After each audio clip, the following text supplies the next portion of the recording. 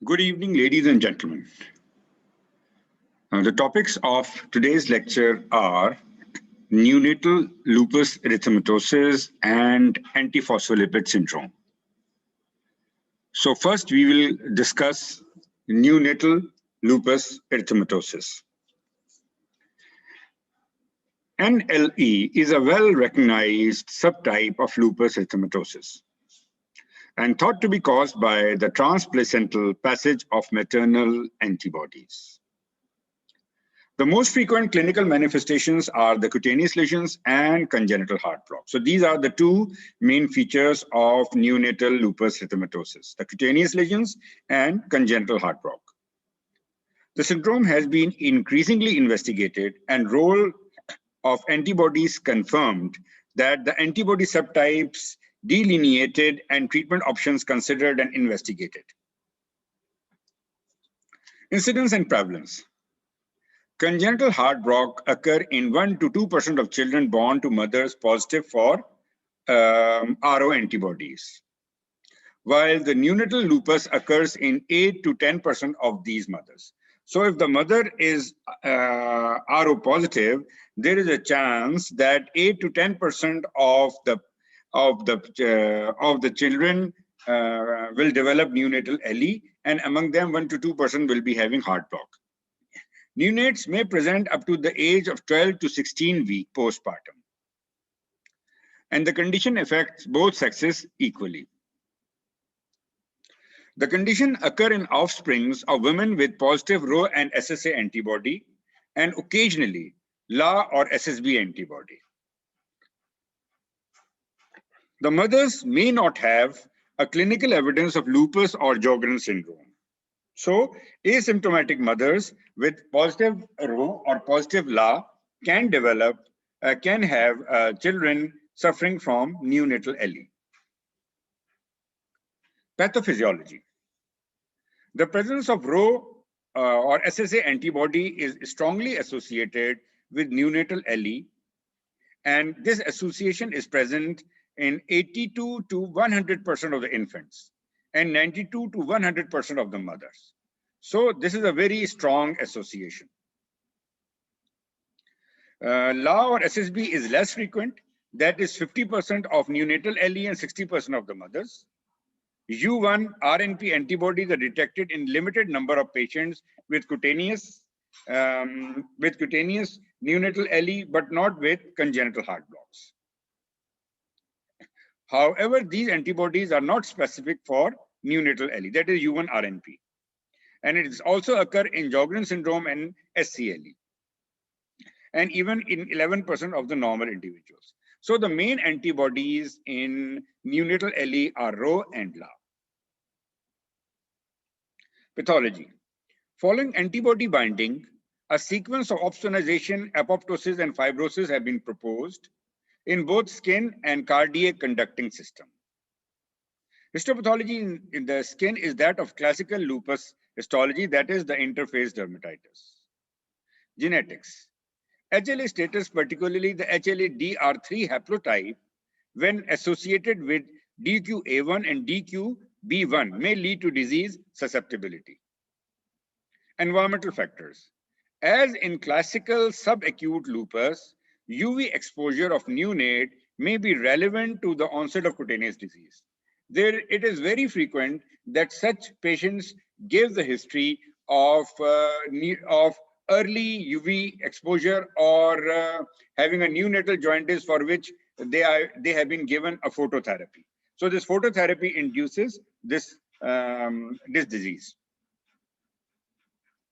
Clinical features. Many cases present with either a skin or heart problem with no preceding disease in the mother. Others occur in neonates of mothers known to carry the associated antibody. Usually the mothers are carrying antibodies, but it is possible that the mother is not having any skin or heart disease, and even then the children will be suffering from this disease, but these mothers do have positive Rho antibodies. Cutaneous features. Approximately half of the neonatal LE infants manifest skin lesions. which may be present at birth or occur in first few weeks of life. The most common clinical feature is erythematous, slightly scaly eruption on face and periorbital skin. This periorbital skin eruption is called as the raccoon sign or the owl eye or eye mask sign. In addition, the involvement of scalp, trunk, extremities, intertriginous area in decreasing order of frequency. And these eruptions are exacerbated on UV exposure. So you can see this periorbital rash, which is typical of neonatal LE, but in addition to periorbital, the rash can occur in face, trunk, and extremities. The rash is otherwise similar to SCLE with annular configuration. Cardiac feature. Complete heart block occur in approximately 60% of the white patients. So very high percentage. The associated features include the pericardial effusion, pleural effusion, ascites, intrauterine growth retardation, and hydrops fetalis. Up to 50% will require pacing in neonatal age period. Dilated cardiomyopathy occur in 20% and has a significant mortality in first year of life. Hematological features. Thrombocytopenia may occur in 20% of the cases, although it has been associated with petechial and purpuric lesions. Neutropenia, hemolytic anemia, and aplastic anemia have also been reported. Hepatic features, hepatomegaly, splenomegaly have been reported in neonatal LE. Cholestasis and cholestatic hepatitis have been described. Although the hematological and hepatic features are not very common in neonatal LE.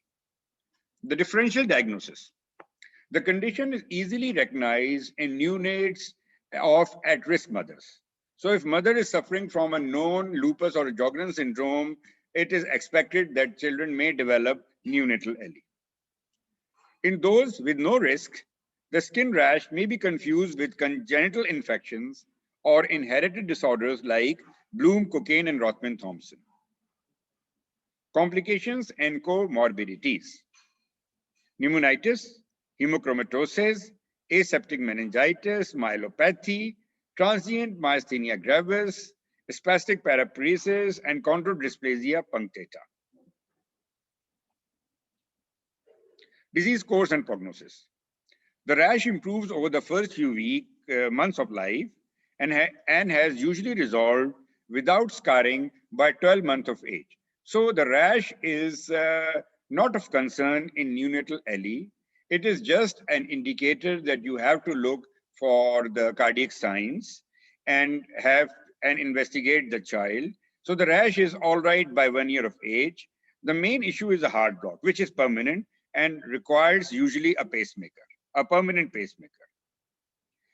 Infants, although the follow-up data is limited, some children have gone to develop autoimmune disease even in childhood. Later presentation. Mother. Although the mothers are often asymptomatic at the time of birth, long-term follow-up studies have shown that many mothers who were asymptomatic at the time of birth develop signs and symptoms of autoimmune disease later on, like Sjogren's syndrome, SLE, or undifferentiated connective tissue disease. Recognition of the condition in neonate is important for this and subsequent children, and monitoring of at-risk pregnancies should always occur. Manifestations other than heart block are usually temporary. Investigation. Although the skin rash is reasonably characteristic, a skin biopsy is usually required for confirmation. So it is not necessary to take a biopsy if the rash is characteristic. Then cardiac investigations are important to assess the cardiac status, and at-risk pregnancy screening with cardiac ultrasound should be done during the pregnancy. Management. Cutaneous lesions. Skin disease is usually mild and often requires no treatment. Sun avoidance should be advised because sun typically exacerbates the cutaneous lesions, and low potency topical corticosteroids may be given. Anti-malarials may be given if the skin condition is persistent. Cardiac problem. As told before, 50% require pacing in the newborn period, and others may require pacing insertion at later date. There is little information regarding whether congenital heart block and its consequences can be prevented or treated in utero. Little information. Oral steroids or anti-malarial given to mothers in first 16 weeks of pregnancy may influence both the cutaneous and cardiac pathology and prevent the conduction defect. Later administration is not beneficial. So if there is a at-risk pregnancy and the mother is known to be suffering from autoimmune pathology, then oral steroids and anti-malarial should be given for the first 16 weeks of pregnancy. Dexamethasone may be of value when heart block is detected early by serial fetocardiography. Hematological and hepatic problems may resolve spontaneously without treatment, so this is not a big issue. So that's all for the neonatal LE. Now we are going to discuss the antiphospholipid syndrome. Antiphospholipid syndrome is an autoimmune disease with clinical features of thrombosis, which can be venous, arterial, or microvascular, and pregnancy complications. The pregnancy complications include the recurrent fetal loss, preterm delivery, and placental insufficiency. So the antiphospholipid syndrome mainly comprises of these two main features, thrombosis and pregnancy complications. The condition is associated with a spectrum of autoantibodies directed against the cellular phospholipid component. Hence, they are termed as antiphospholipid antibodies or APA. The most common among these antiphospholipid antibodies are the lupus anticoagulant, anticardiolipin, and anti-B2 glycoprotein 1, which is also called as anti-B2 GP1. Introduction and general description. Antiphospholipid syndrome is diagnosed in patients with thrombosis and or defined pregnancy morbidity in presence of persistent antiphospholipid antibodies. The term primary antiphospholipid syndrome is used when the condition occurs in absence of other related diseases like SLE, and the term secondary antiphospholipid syndrome is used when the condition occurs in context with other autoimmune diseases such as SLE. Incidence and prevalence. In general population, antiphospholipid antibody can be detected in 1 in 5 patients who have had a stroke at less than 50 years of age. About 40% of patients with SLE have antiphospholipid antibodies, but less than 40% of them will eventually have a thrombotic event. So among the total SLE patients, 40% can have an antiphospholipid antibody.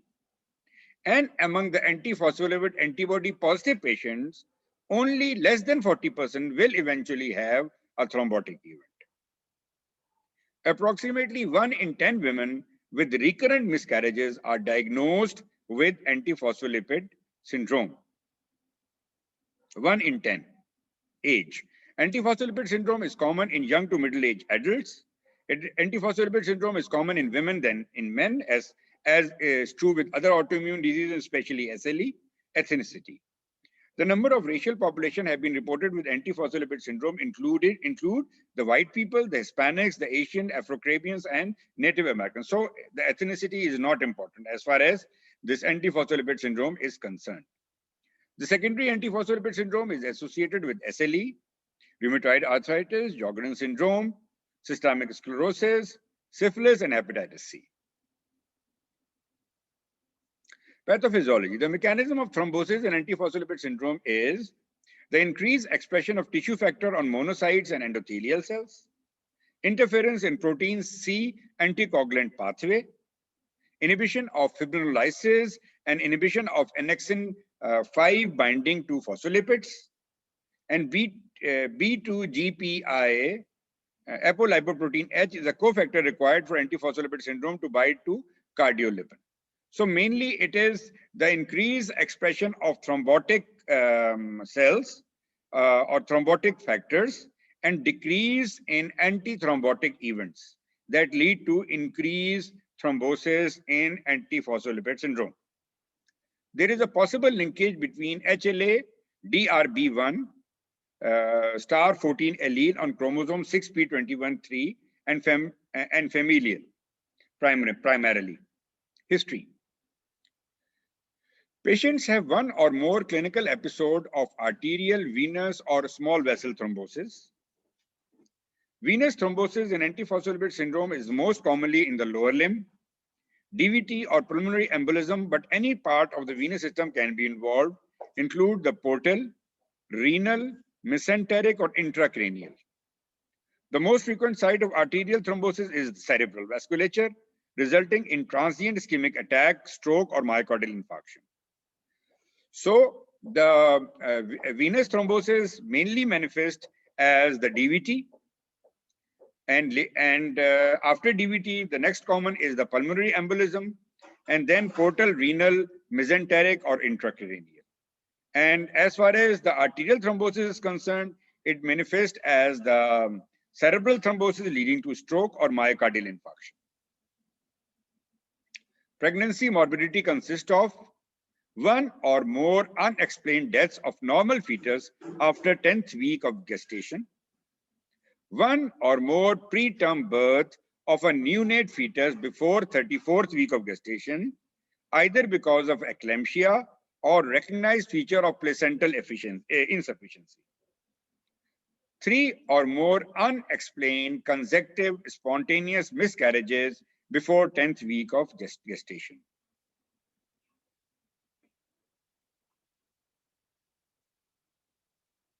Presentation on the skin. The cutaneous lesions include thrombophlebitis, purpura and ecchymosis, livedo reticularis, leg ulcers, cutaneous necrosis and gangrene, and subungual splinter hemorrhages. So these all findings are that of thrombosis of small to medium-sized blood vessels. Histologically, non-inflammatory thrombosis, you can see these blood vessels with thrombi within the vessel lumen of small dermal vessels, but necrotizing vasculitis is usually not a feature. So mainly the vessels are clogged by the thrombus. Differential diagnosis. Condition present with thrombocytopenia and thrombosis. The condition that present with thrombocytopenia and thrombosis include heparin-induced thrombocytopenias, thrombotic thrombocytopenic purpura, and DIC. Complications and comorbidities. In addition to thrombosis and pregnancy morbidity, thrombocytopenia, occult heart valve disease, chorea, cognitive impairment, hemolytic anemia, and nephropathy. Transverse myelopathy may be frequent. These are because of thrombotic event in the brain. In rare cases, catastrophic antiphospholipid syndrome, abbreviated as CAPS, is due to rapid multi-organ failure caused by generalized intravascular thrombosis. Disease course and prognosis. Those with primary antiphospholipid syndrome have poor prognosis, with 1/3 having an organ damage. Antiphospholipid syndrome may contribute to increased frequency of strokes, especially in younger individuals. Recurrent pulmonary embolism or thrombi can lead to life-threatening pulmonary hypertension. Investigation. Testing for lupus anticoagulant and for immunoglobulin IgG and IgM antibodies to cardiolipin or B2GPI should be performed. Initial positive tests should be repeated after 12 weeks for confirmation. Those with lupus anticoagulant typically have found to have a prolonged activated partial thromboblastin time, that is APTT, or prothrombin time, using lupus-sensitive thromboplastin, are the principal tests used for detection of lupus anticoagulant. So the next test after the antibody detection will be PT and PTTK or APTT. Management. Treatment and prevention of thrombosis is the major goal of therapy. Presence of antibodies without any clinical features of antiphospholipid syndrome is not an indicator for long-term anticoagulation. Attention must be paid to modifiable risk factors such as smoking, obesity, and diabetes, which can aggravate the disease. Use of low-dose aspirin in asymptomatic patients as a primary prophylaxis has been advocated.